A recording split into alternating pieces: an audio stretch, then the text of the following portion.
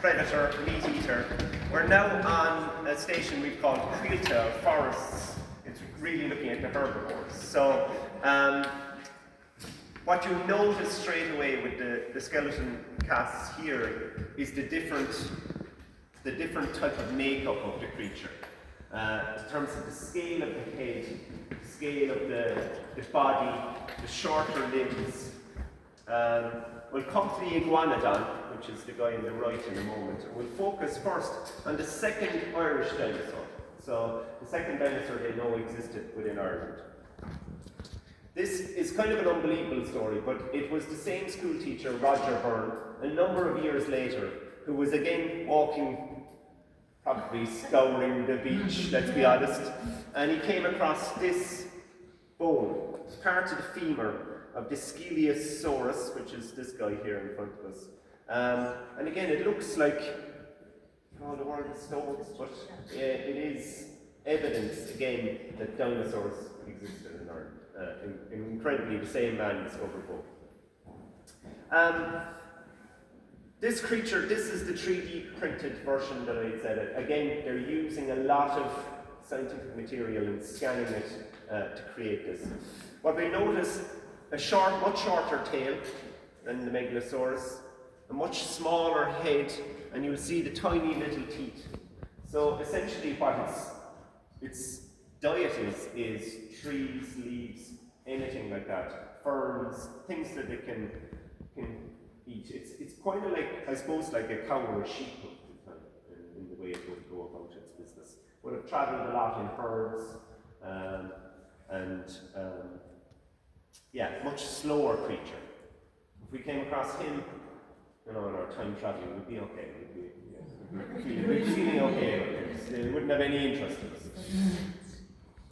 The iguanodon was the first ever dinosaur discovered in terms of actually identified as a dinosaur back in about 1820. It is somewhere in between, I guess, the two dinosaurs in terms of actually the way it's standing on its two legs. With the iguanodon, the young unusually start by standing on their two legs, and as they get older as creatures, they tend to go down onto their all fours. So this is probably a younger version of it. But similar to the Sceliosaurus, it is vegetarian in a sense, but it would have eaten grass and any kind of plants like that it gets. I'm going to walk over towards its head. There's some interesting points here. What you notice first, and what a lot of people notice, is the two, look, it's like its thumbs up, yeah? But actually it's got these two spikes on its claws here. And originally when it was discovered, they felt that these two spikes actually were on its head. Because the spikes were, I suppose, weren't connected, the skeleton wasn't all connected. And they felt maybe it was like a rhinoceros in terms of actually. And then another remains was found, and they realized actually it was part of the hands. And it was based here to kind of open, cracked shells or nuts or anything it found. It just allowed them to dig holes and to use them quite purposefully. And then you'll notice with its pinky, it's kind of a little bit detached from the rest of its hand. That was its kind of disposable finger. So it would have acted a lot like our thumb. And it would have given them great dexterity in terms of being able to hold things in its claws and be able to gather and dig again and kind of care for its young and stuff, because it had much more control because it had those little fingers. Its head, again, looking at the teeth, nothing to be worried about there. It's kind of like that teeth quite similar to our own. It's very much kind of, nothing too sharp.